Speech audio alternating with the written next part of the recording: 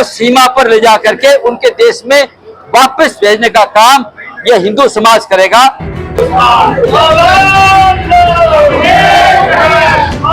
कि अब समय आ गया है, केवल बीच में एक सीमा रेखा है कि अखंड भारत बनना चाहिए।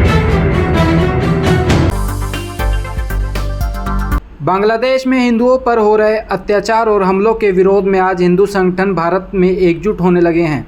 बांग्लादेश में हिंदुओं पर हो रहे अत्याचार तुरंत प्रभाव से बंद किए जाएं, इसको लेकर हिंदू संगठनों ने साइबर सिटी गुरुग्राम की सड़कों पर जुलूस निकाला और देश के प्रधानमंत्री नरेंद्र मोदी के नाम एसडीएम को ज्ञापन सौंपा। हिंदू संगठनों की माने तो बांग्लादेश में हिंदुओं की बहन बेटियों के साथ हो रहे अत्याचार को किसी भी कीमत पर बर्दाश्त नहीं किया जाएगा। उन्होंने कहा कि देश के प्रधानमंत्री नरेंद्र मोदी बांग्लादेशी हिंदुओं की सुरक्षा को सुनिश्चित करें, नहीं तो बांग्लादेश से अवैध रूप से आए घुसपैठियों को ढूंढकर उनको सीमा पार ले जाकर उनके देश में भेजने का काम हिंदू संगठन करेगा। बांग्लादेश में हिंदुओं पर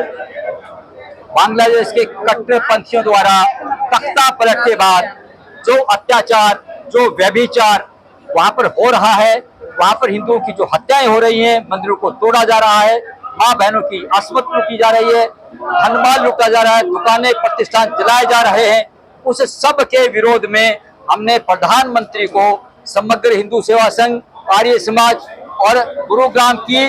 अनेक हिंदू संस्थाओं ने मिलकर आज ये प्रदर्शन किया है और ये ज्ञापन दिया है कि वहां पर हो रहे हिंदुओं के अत्याचार के खिलाफ प्रधानमंत्री जी कुछ करें। और यहाँ तक ज्ञापन में लिखा है कि ये जो विभत्स अत्याचार है, ये हिंदू यहाँ का, भारत का अधिक दिन तक सहन नहीं करेगा। बांग्लादेश से अवैध रूप से जिन्होंने घुसपैठ करके यहाँ पर अपना कब्जा किया हुआ है, उनको हम प्रशासन की मदद से ढूंढेंगे, रोहिंग्या को ढूंढेंगे और उनको सीमा पर ले जा करके उनके देश में वापस भेजने का काम यह हिंदू समाज करेगा। प्रधानमंत्री से निवेदन है कि पाकिस्तान की तरह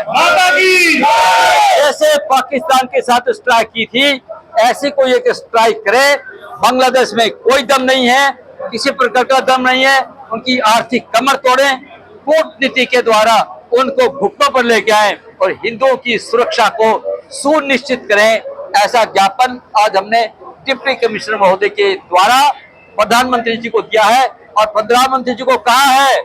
का चुप साध रहो बलवाना, जैसे हनुमान जी के पौरुष को जगाया था, इस प्रकार से हम हिंदू लोग नरेंद्र मोदी जी के पौरुष को जगा रहे हैं। हम हिंदुओं की पीड़ा को सहन नहीं कर पा रहे हैं, हम परेशान हैं, आक्रोश है, हमारे अंदर बहुत पीड़ा है, उसको दूर करने के लिए प्रधानमंत्री जी कार्रवाई करें। बांग्लादेश में हिंदुओं के मंदिरों को तोड़ा जा रहा है और वहां की नवगठित सरकार हाथ पर हाथ रखकर बैठी हुई है, जो कि बर्दाश्त से बाहर है। देश के प्रधानमंत्री नरेंद्र मोदी के नाम सौंपे गए ज्ञापन में मांग की गई है कि बांग्लादेश में सेना सर्जिकल स्ट्राइक करे और हिंदुओं की सुरक्षा को सुनिश्चित करे। इसके अलावा अब समय है कि बांग्लादेश को भारत में मिलाया जाए, जिससे अखंड भारत का सपना साकार हो सके। हमने आज जो ज्ञापन दिया है,